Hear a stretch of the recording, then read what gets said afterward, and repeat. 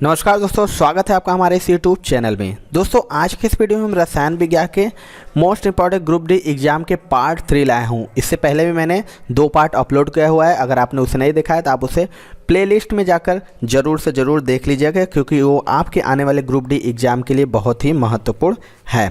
दोस्तों अगर आपको वीडियो पसंद आए तो प्लीज़ एक लाइक ज़रूर करिएगा। चैनल पे हमारे नए हैं तो चैनल को ज़रूर सब्सक्राइब कर लीजिएगा, क्योंकि हम लगातार ग्रुप डी एग्ज़ाम की तैयारी करा रहे हैं जो कि आने वाला एग्ज़ाम है। दोस्तों इस चैनल के माध्यम से आपको GK, GS, CA, reasoning, physics, biology, chemistry, math और जीके करेंट साइंस मिक्स के डेली आपको वीडियो मिल रहे हैं, जो कि मोस्ट इम्पॉर्टेंट है ग्रुप डी के आने वाले एग्ज़ाम के लिए। तो इसे ज़रूर से ज़रूर देखिएगा।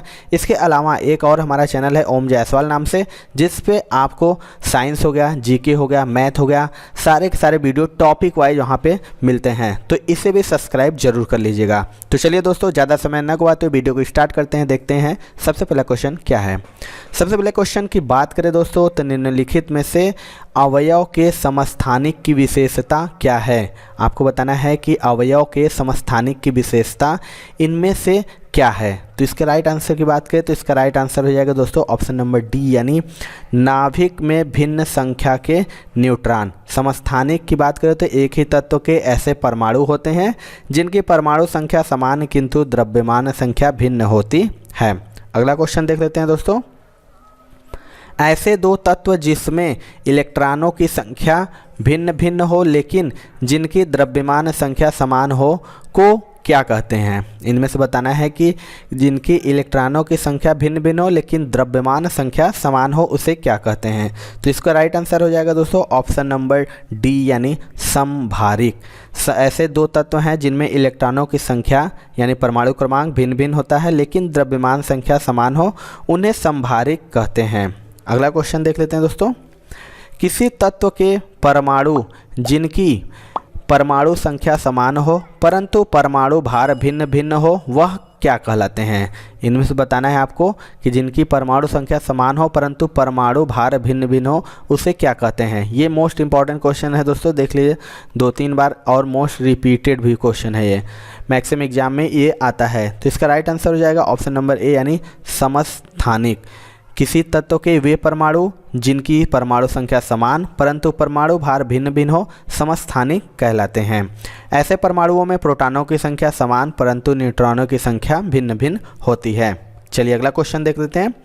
तत्व के समस्थानिक का कभी नहीं हो सकता। इनमें से बताना है आपको जो तत्व के समस्थानिक है का कभी नहीं हो सकता है। तो इसका राइट आंसर हो जाएगा दोस्तों ऑप्शन नंबर ए, यानी न्यूट्रॉनों की संख्या समान हो। समस्थानिकों की परमाणु संख्या समान होती है, अर्थात उसमें प्रोटॉनों की संख्या भी समान होती है, किंतु द्रव्यमान संख्या भिन्न भिन्न होती है, अर्थात प्रोटॉनों एवं न्यूट्रॉनों का योगफल भिन्न भिन्न होता है। अगला क्वेश्चन देख लेते हैं। पॉजिट्रॉन की खोज किसने की थी। मोस्ट इंपॉर्टेंट क्वेश्चन, जितने भी खोज से संबंधित क्वेश्चन है सारे के सारे मोस्ट इंपॉर्टेंट है दोस्तों। तो आपको बताना है कि पॉजिट्रॉन की खोज इनमें से किस वैज्ञानिक ने की थी। तो इसका राइट आंसर हो जाएगा दोस्तों ऑप्शन नंबर डी, यानी एंडरसन ने। पॉजिट्रॉन की खोज एंडरसन ने वर्ष 1932 में की थी। पॉजिट्रॉन का जो प्रतीक होता है दोस्तों ऐसे होता है। इसका द्रव्यमान इलेक्ट्रॉन के द्रव्यमान के बराबर तथा आवेश प्रोटॉन के आवेश के बराबर होता है। चलिए अगला क्वेश्चन देखते हैं। दोस्तों हमने ग्रुप डी एग्ज़ाम के लिए, स्पेशल ग्रुप डी एग्ज़ाम के लिए मैथ के यानी गणित के 500 प्रश्न का एक ई बुक तैयार करवाया है, जो कि सुपर गैस क्वेश्चन है। आने वाले जो ग्रुप डी एग्ज़ाम है उससे संबंधित ही सारे क्वेश्चन है। तो आप इसे जरूर लीजिएगा। इसमें 500 प्लस पूरे हल के साथ और ट्रिक के साथ दिया हुआ है, जिससे आपको कोई भी मैथ में प्रॉब्लम नहीं होगी। तो आप इसे ज़रूर से ज़रूर ले लीजिए। इसका लिंक डिस्क्रिप्शन बॉक्स में है, वहाँ से आप जाके इसको ले सकते हैं। इसके अलावा एक जीके का टॉपिक वाइज 70 प्लस टॉपिक है दोस्तों, महत्वपूर्ण जितने भी कोई भी टॉपिक हो, ब्रांड एम्बेसडर हो, गार्डन हो, स्पोर्ट्स हो, नदियाँ हो, सारे के सारे टॉपिक्स, कोई ऐसा टॉपिक नहीं जो इस ई बुक में नहीं हो।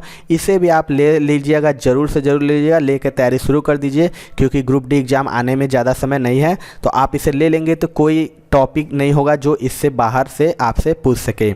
इसका भी लिंक डिस्क्रिप्शन बॉक्स में दिया हुआ है दोस्तों, आप इसे जरूर ले लीजिएगा। चलिए दोस्तों अगला क्वेश्चन देखते हैं।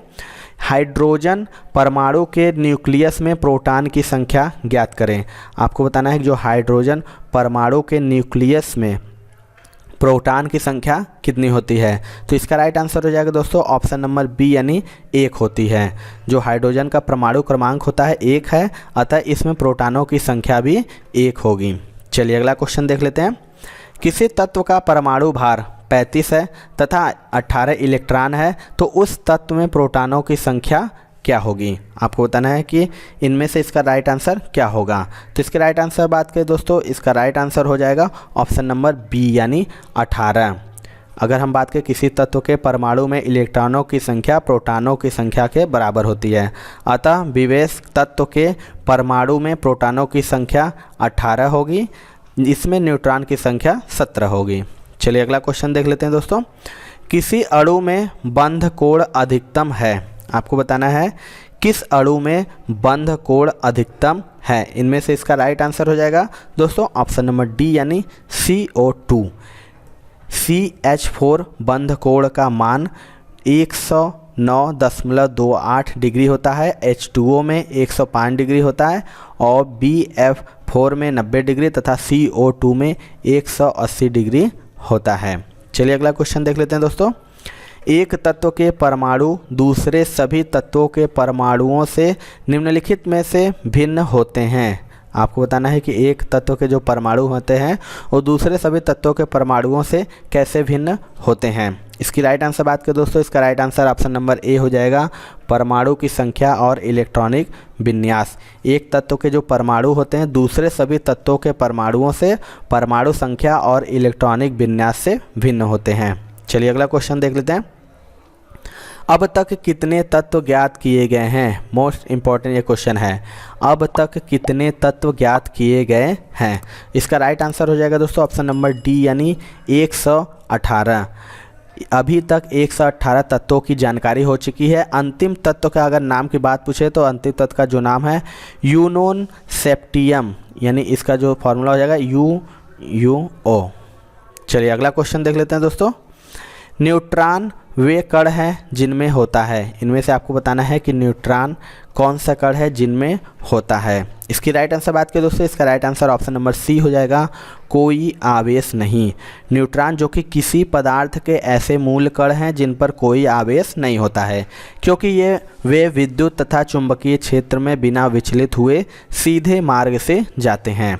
चलिए नेक्स्ट क्वेश्चन देख लेते हैं। इन सभी में से कौन सा आवेश रहित कण है।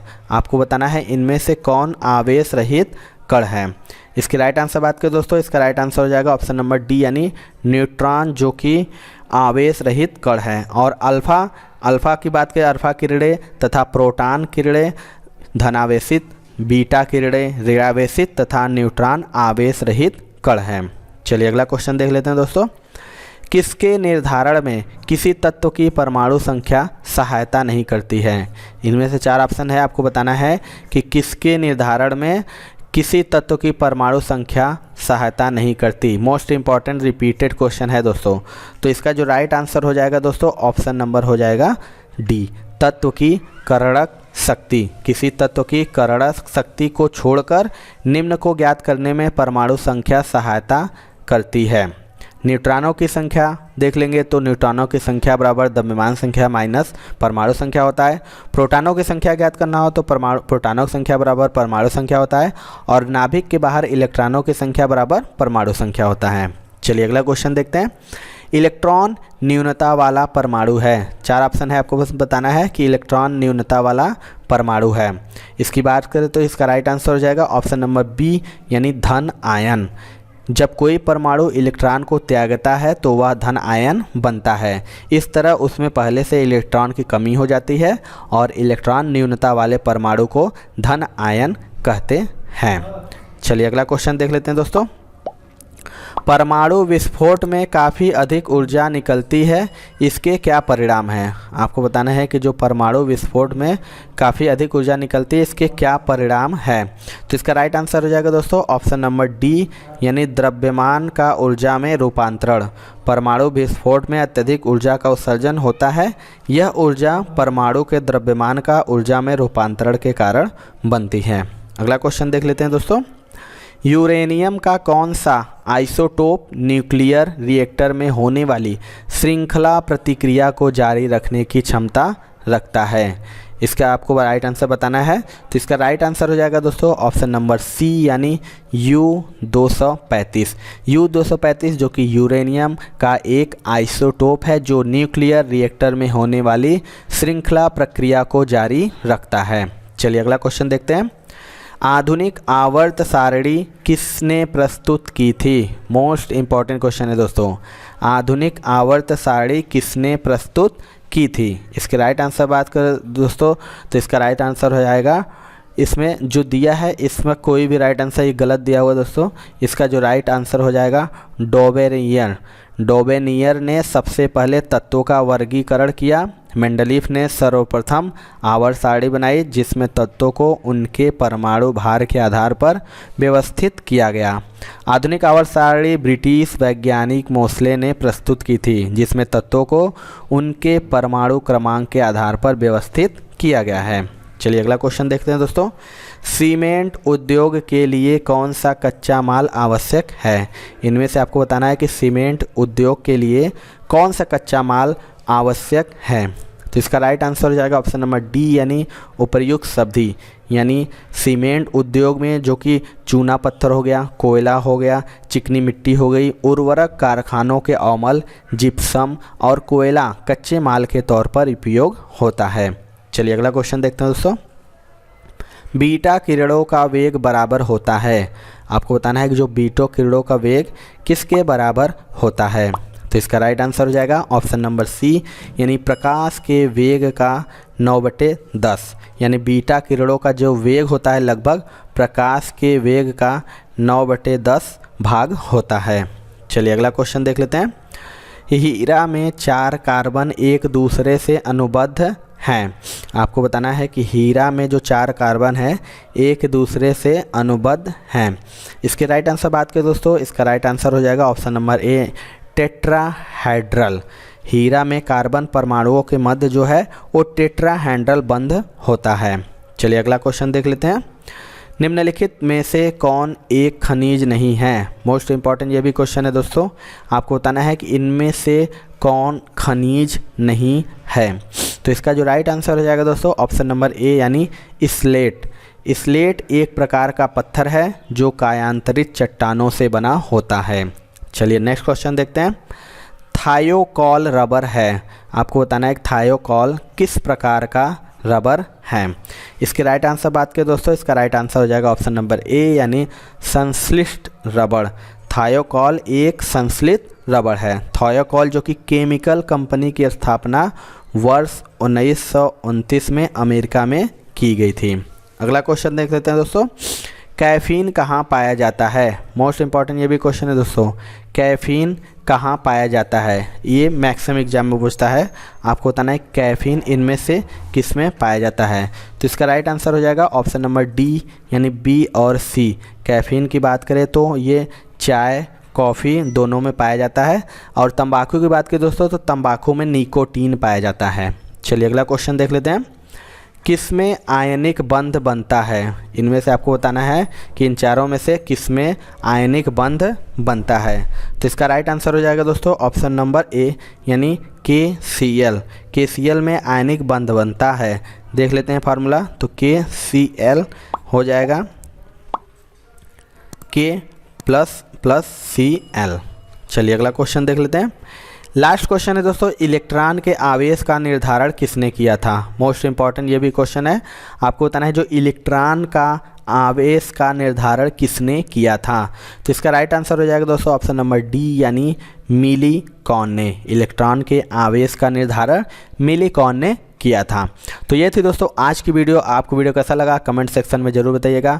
वीडियो पसंद आया हो दोस्तों एक लाइक जरूर करिएगा। चैनल पे हमारे नए हैं तो चैनल को जरूर सब्सक्राइब करके बन जाए हमारे चैनल के साथ, क्योंकि हम करा रहे हैं लगातार आने वाले ग्रुप डी एग्ज़ाम की तैयारी, जहाँ से आपको कोई भी क्वेश्चन या कोई भी डाउट सारा क्लियर हो जाएगा। तो मिलते हैं दोस्तों अपने अगले वीडियो में। तब तक के लिए जय हिंद जय भारत।